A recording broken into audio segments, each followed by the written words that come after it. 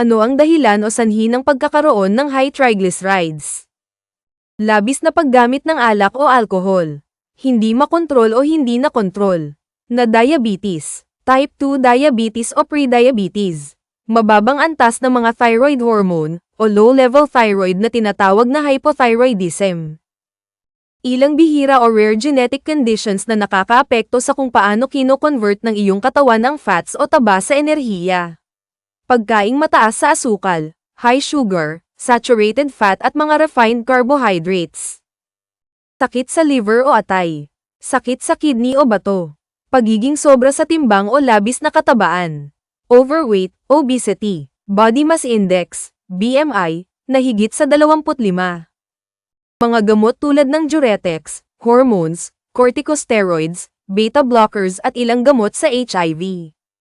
Mga sakit na nagpapaalab tulad ng rheumatoid arthritis, smoking o paninigarilyo, sakit sa thyroid, kawalan ng physical activity. Ano ang mga complications na nagdudulot ng mataas na triglycerides o high triglycerides?